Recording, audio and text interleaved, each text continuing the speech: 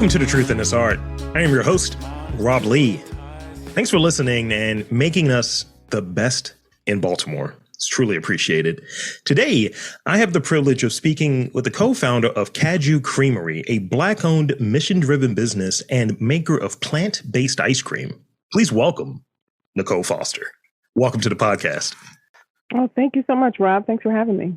Yeah, thanks for coming on. I mean, we got to class up the place or what have you. Have like some, this new businesses that are doing like big things and, newly in that kind of like brick and mortar situation in the Howard Street in that Bromo Seltzer area. So shout out to you. Shout out to you.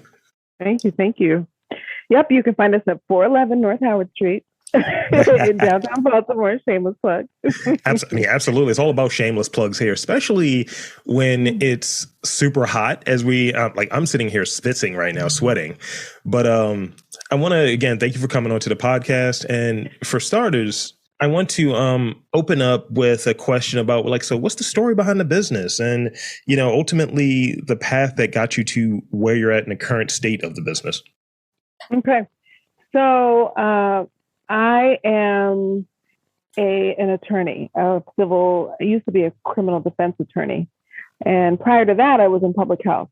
So I spent many years, almost a decade, in domestic and international public health. So doing maternal and child health, HIV and AIDS, tuberculosis, all that type of work in Latin America and West Africa, and then domestically around issues like adolescent reproductive health, and anyway, related to public health. So that was a love. I went to law school. I wanted to do international health policy when I went to law school, and somebody was like, you know what, you should try out for the trial team. And I did. And they had one of the best trial teams in the country. And I just fell in love with trial. It just suited my nature of being really kind of argumentative and poking holes in your story. And so, long story short, I ended up as a prosecutor, then a criminal defense attorney in Miami. And all that to say, I ended up meeting my partner. We ended up having children together. When we had children, we had a child who was born early, like 4 months early. We're giving him dairy.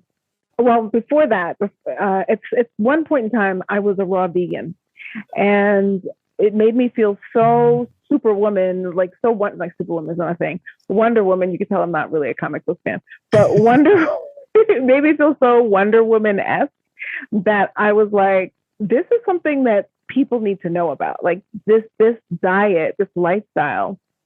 I lost weight. I was radiant. I was like clear-headed and focused. As a matter of fact, I could sit and study. At the time, I could sit and study for the bar for like 10 hours at a time. Couldn't do that in law school because I wasn't raw vegan then, right? Right. So it changed my life. And so I really started thinking about dietary lifestyle. And when we had children, we realized that the one child who was born early was allergic to dairy. It would make him sick and all this stuff. All these kind of things happened at the same time. I went back, got a raw vegan chef certification so I could be a raw vegan chef and cook my own food for my own kids. And I started playing around. My partner and I started playing around with making, because both kids were lactose intolerant. I just couldn't envision a life with no ice cream because I love ice cream. And so we just started, and we looked on the market. We looked for things that, would suffice. But everything we found that was dairy free had artificial taste or textures or ingredients. And so we started playing around with our own stuff at home. And I mean, literally out of stuff we had in the pantry, like nuts, like almonds, cashews. And we came up with some ice cream that was banging.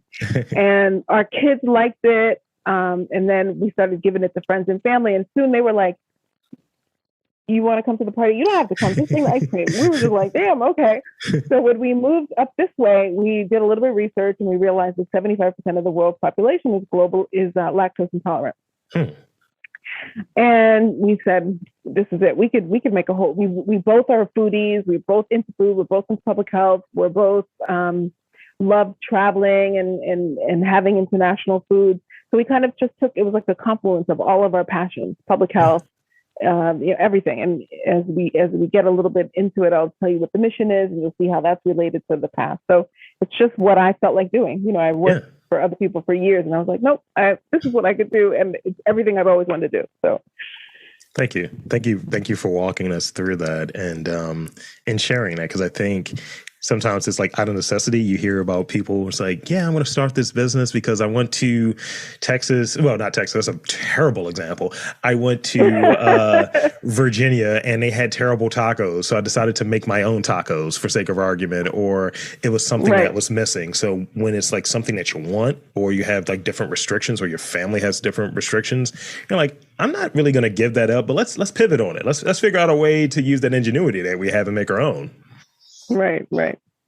So reimagining ice cream as a healthy, guilt-free food or what have you, and that's not a thing that, people do all the time. It's like you hear it marketed, but your stuff is great. That's what I'm getting from your stuff is great. So tell me about, some of those other early reactions. Because I heard the one that you said of, so I'm invited, but just make sure you bring in that ice cream. So what were some of those like early on reactions and when you first like pitched it, when you first got to a point of, going into business, this is what, we want to do. This is what this line of business is going to look like. What were those early reactions like? And then how did that shift when someone like tasted it? Definitely suspect. You have what? How do you make milk out of a nut? What are you talking about? Especially when we moved up here, our friends who knew us knew my lifestyle. They understood the genesis of this ice cream that we just had as a fun thing that we did in our family. But when we started going to farmers markets and things, and we were like in the USDA farmers market. Yeah. Farmers markets where people allegedly go and have buying choices because they care about their bodies. They were like, no, what are you talking about? You cannot have ice cream made from a nut. No. What do you mean it has no dairy? Or they'd come up and we'd be like, it's dairy-free ice cream or vegan ice cream. They'd be like, yuck. One lady said hilariously, she goes, can you taste the vegan in it? And we all died. That's funny. Is it made out of vegans? We churn the vegans fully. It's great. We try to get them really silky and creamy. You can't really taste them. But so that was the initial reaction. It was like people really weren't ready. They weren't really doing cashew milk at that time. They weren't really doing cashew milk ice cream. So we just were, gung ho about we're making vegan ice cream. And people were like, oh, that's okay. And then when they tasted it, they were like, oh my God, this is amazing. Yeah. Wait a minute. Some people, like to this day, I can't tell you, we've had several handfuls of people cry when they tasted the ice cream because they haven't had ice cream in so long because dairy just doesn't love them back. And it's just not worth suffering through the effects of dairy. And so they're like, oh my God, I can eat this. It actually tastes good. It tastes better than ice cream, So now we've converted. We've done many cashew conversions. They've been very positive and successful. But yeah, in the beginning it was rough. Yeah, but it's better now. Sometimes it's a hard pitch. I remember I had this brief period where like I enjoy cereal, which and I'm like, what am I going to do? Because I was like, dairy isn't particularly great. I don't have some of the issues, but also it's just a higher amount of fat in there and all of that stuff. And I was like, all right, let me try almond milk for a bit. And I was like, that's not working. That's not quite there. But just trying to do that pitch because, with something like ice cream, it's fatty, sugary goodness. And for what people generally think of. So pitching something as a healthy equivalent is like a road to go over. And then once people like dig it, it's like, oh, we got you. You're here. You're Team Cajou. Team Cajou. Oh yeah. Once they taste it, they're converts. I don't think I've ever had anybody who has tasted it and been like, it's all right.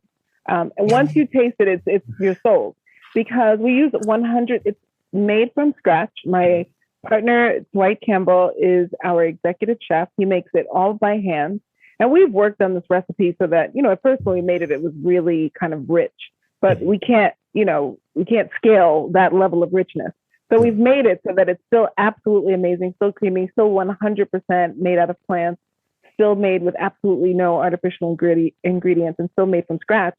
And when people taste it, they go bananas because it is so, you can literally taste like the, one of the senators, Maryland senator, was in our store yesterday.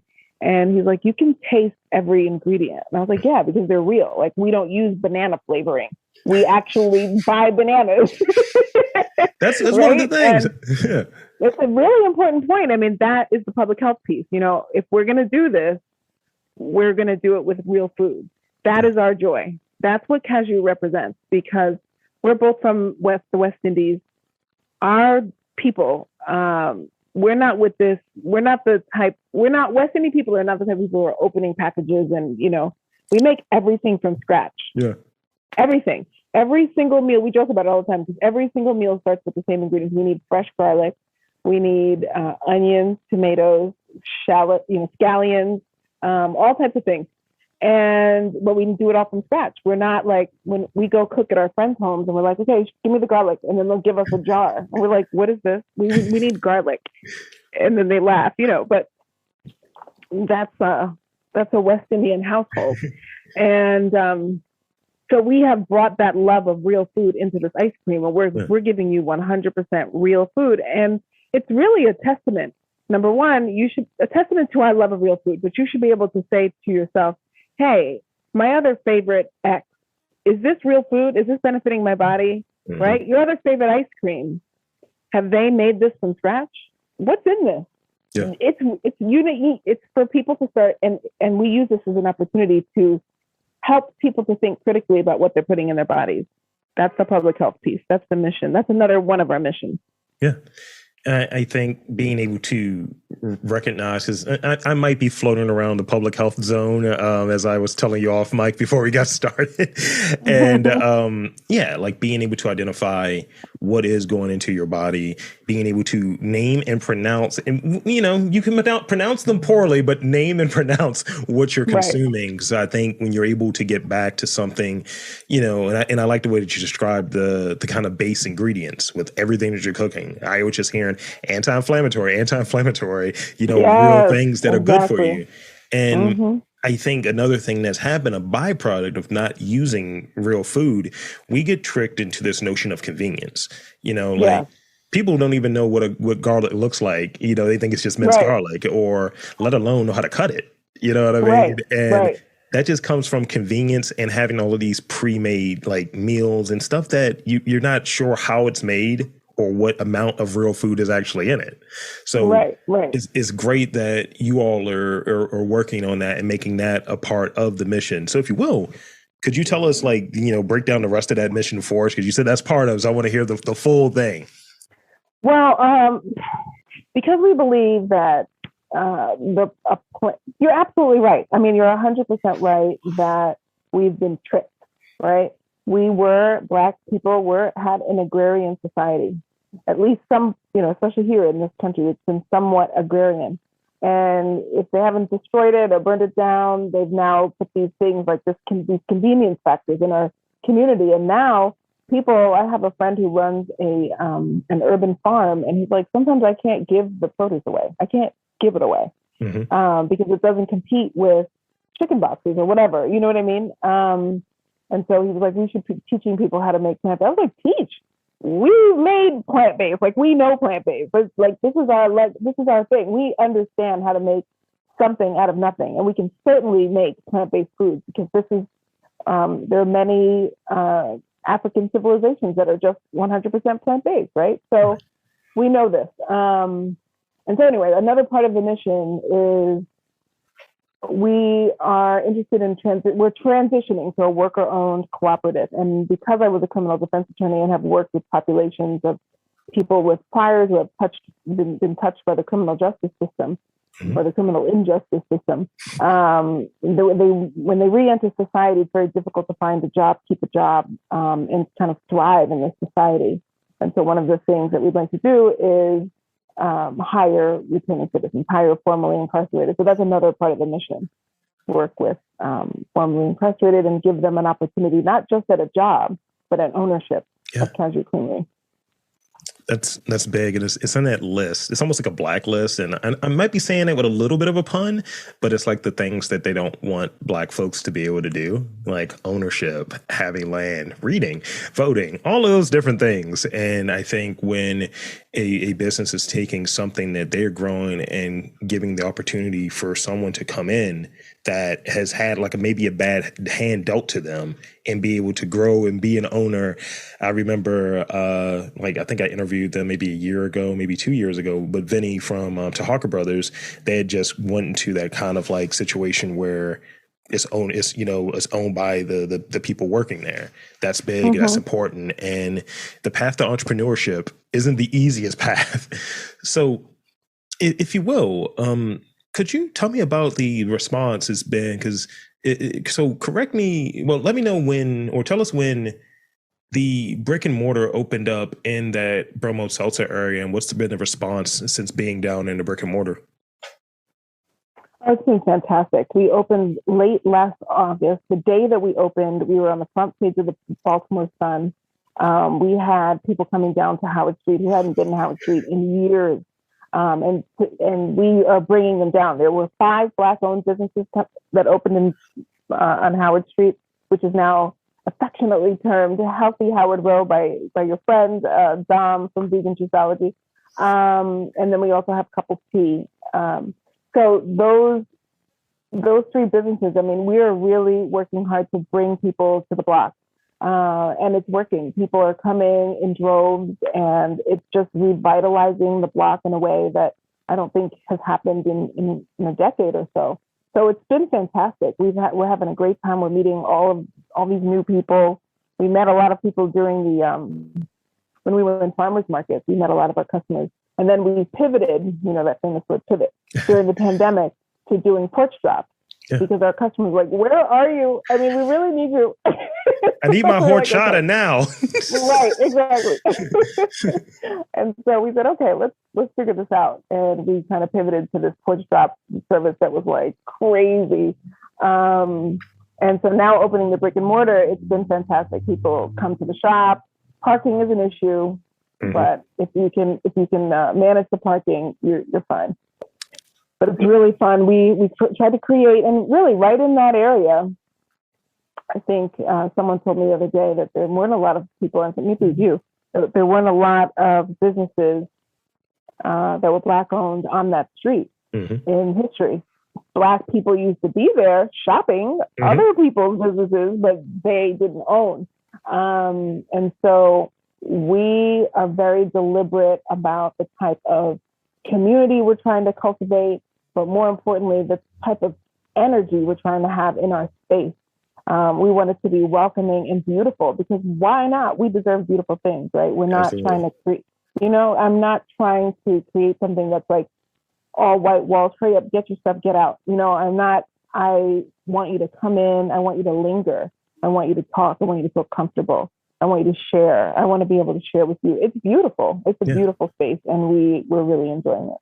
And it's not far from the train and the light rail. For those using public transportation, it goes right there. Get yourself some ice cream. But yeah, it's one of those things. Like, as a person who wander is not the right word, but I think you'll get where I'm going with this. I'm a person who I'm going to go through and check to see what's the new developments, what's over there. And, seeing like those 3 couples, your biz and Vegan Juiceology, and then even Messing a Bottle in that area. And at the kind of top of this whole strip, you have like, UB Blake's like Art and Cultural Center. So it's feeling, and even what is it? I mean, it's not healthy. Black Genius Art Show is there too. I just met that brother the other day. And there's something else that's over there. So there are a lot of things that are moving in. Yeah, because even and then with the Boost program, I think that a couple of businesses are moving in that area. Yeah, and I think it's like taking advantage of this. Like, downtown has a lot of traffic that's there, so let's highlight some of our best and brightest, and not necessarily these things that aren't healthy. Let's do something that's different. Let's make something that works and give them prominent like real estate where people can see them, and having potentially that new Lexington Market open up soon. It's going to be more and more foot traffic. So why not have these healthy like alternatives that are there, and shouldn't really even be alternative, healthy options that are there, because sometimes the stuff in the market isn't great. I know the new stuff is going to be great, but some in the past, it's like, all right, I'm going to eat this cheesesteak, but still, I should at least get like a juice or something to make myself feel better, like not a POS. So over the last 5 years or so, there have been some like more focused on like plant-based. People throw that out there, and it feels like it's more of a marketing term for some folks than actual, consuming real food. And in what ways, if you would like, in what ways has the landscape of the market for your product changed over the last 5 years? Like, do you feel that, you have those farmers market folks and people who are aware of the brand, but do you feel like, okay, you have a half and half in your hand. Oh, you're in here now. You're a convert as well. So tell me about that. Like some of the people that are coming there now, or who are doing some of the Porsche drops. Has that like consumer changed over the last few years?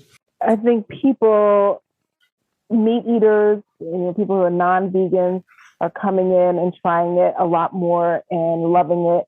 And they're like, oh my God, this is the best vegan ice cream that we've ever had. I think people are hearing the term more often. They don't really understand the difference between vegan and plant-based necessarily, but they're hearing the term more often and they're more willing to try it. So when they try it, they're like, okay, I can actually do this. It doesn't taste like sawdust, which is what I thought it was going to taste like, or broccoli. I guess they think it's going to taste like broccoli or Brussels sprouts. I don't know what they're actually doing. I'm like, how bad do you think this is? But anyway, when they try it, they're like, we love it. I think that more and more businesses are offering vegan options. And so all the ice cream companies, prior to us coming here, I think there were really limited vegan ice cream options, but now there are a lot. Every dairy ice cream shop or company here in the Baltimore area now offers several vegan options, not just one, right? So I think it's becoming much more mainstream. So people are not afraid to try it. They're trying it not only, people come over and they're like, I'm really trying to change my lifestyle. I'm trying to eat less dairy. I'm trying to eat less meat. Do you have any ideas? And I'm like, okay, here's some vegan options. And I also tell people, it gives us an opportunity to interact with people and kind of exchange some plant-based education in a really healthy way. Like, you don't necessarily have to go with these fake things on the market that say plant-based. They may not be necessary. They may not actually be healthy for you. Or even the things on a market that say vegan may not be healthy for you. But here's some options. Here's some recipes. Here's some things that you could do. If you want to make cashew milk, you want to make almond milk, you want to eat cereal, but you don't really like what's on the market, you're probably right, because there's probably 1/2 of an almond in that entire half gallon of almond milk, right? It's mostly thickeners and emulsifiers, but I could teach you how to make almond milk that will knock your socks off. Yeah. And so that's what we do for our clients. That's great to hear. And as a person who just bought some cashew milk, it was a little mid. I may have to take you up on that. Because I looked at it, I was like, is this what you really want to do, Rob? Is this the plan? Because I don't know if it's sustainable. Because I'm a person that I love cashews. I love cashews. That is like my favorite nut. And if I want to feel like I'm smart, I might eat some walnuts, But they're usually in chocolate chip cookies. Right. That's a whole different topic.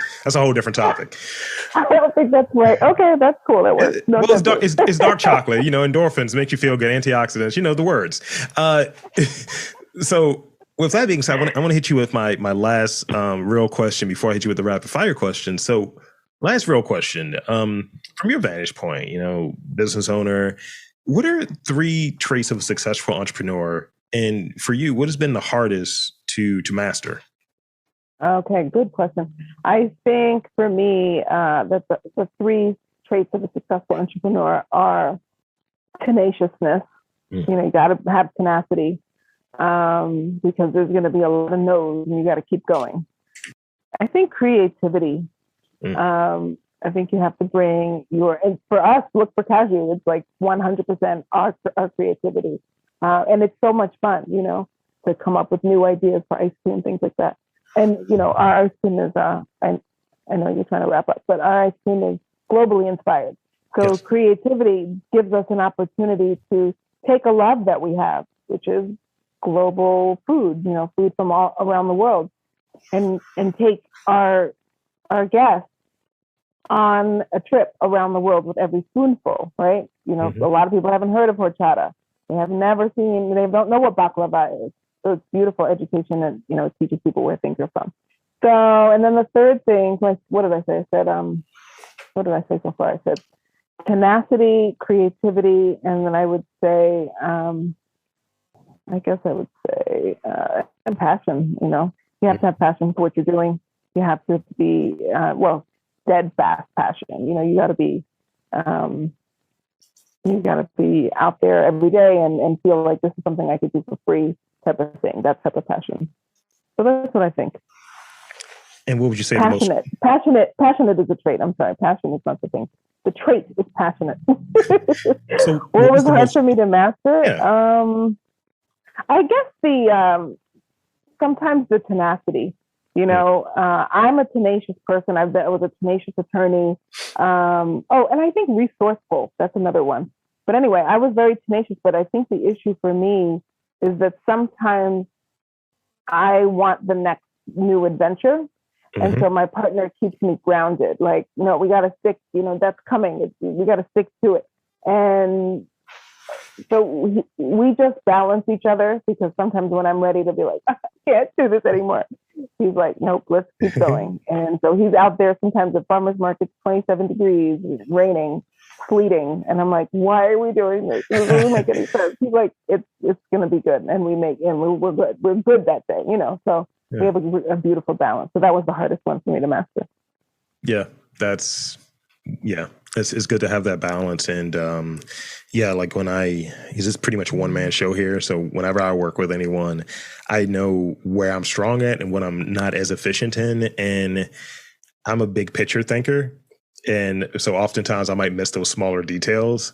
And I know when I get into those smaller details, it's procrastination that happens. It's like, oh, well, I got to do this. I got to be perfect here. So I think that balance is always working with people who love those smaller details, who love to get into the granularity of it all, while I can just be like, hey, man, does this work? Well, Rob, it doesn't work because you have to wear a suit, or you have to, you have to breathe or something. Because I'm just like, go. All right. So thank you for that. Thank you for sharing questions, sharing answers with us, and just being great. Now, I got a few rapid fire questions for you. Don't overthink them. We always do it. We always overthink them. So here's the first one. Describe Baltimore in 3 words. They don't have to be a 3-word sentence. It could just be 3 words from your vantage point. Like, creative Black makers. That's great. That's great. Okay, here's the next one. So I like quotes. I like when people have like things to say, and it's like, okay, I'm gonna write that down. I'm gonna steal that like it was mine. It's like I'm gonna make myself sound more interesting. Is there a quote that you've heard like that really resonates with you when it comes to your work? Like, never have a cold spoon, or I don't know, like some quote that resonates with you that you kind of look back at when you're like in a tough spot at work, or when things are going well at work.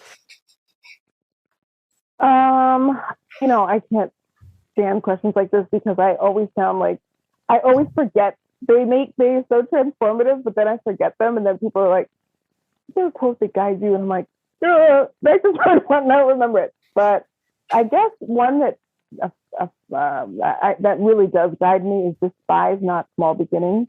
I believe it's biblical, and it's important for me because I am usually ready for that big, and why aren't we global? Well, we just started a year ago, so despise not small beginnings. Take the small wins, appreciate the small wins, feel grateful for them, and then as the bigger thing, and then you can recognize when the next thing comes. You know what I mean? You stay present to that.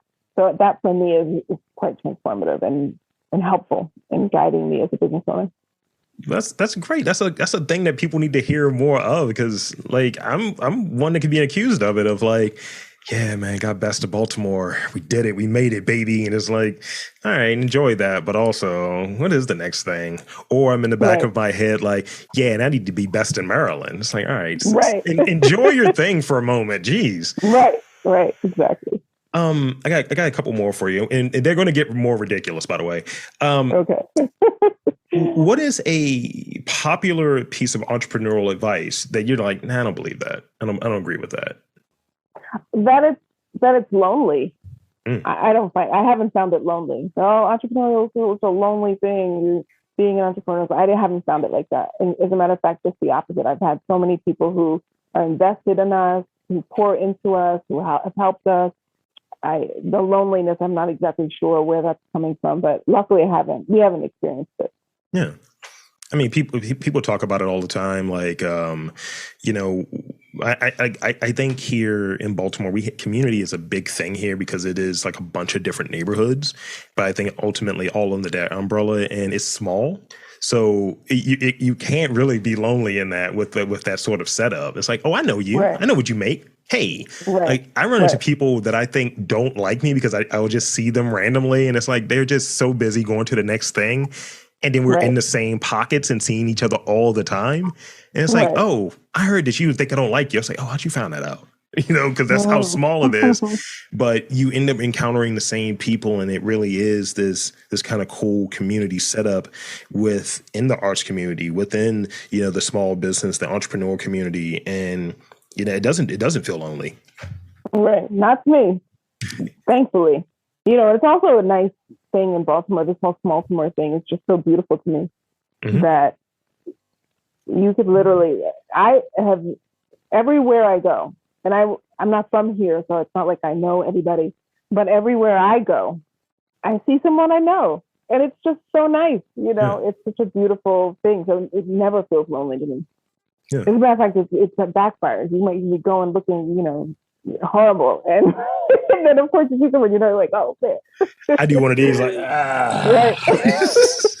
oh, that's right. Because I'm. By the way, so I'm 6'4", and so Oh, it's hard. wow. It's like, oh, that's that podcast guy, a big podcast. Just like, Hard to miss ooh, you. yes. So I'm just in a tuxedo, wearing a fake mustache. It's great. Um, Now this is a ridiculous one. What is the most common mispronunciation for the name of your business?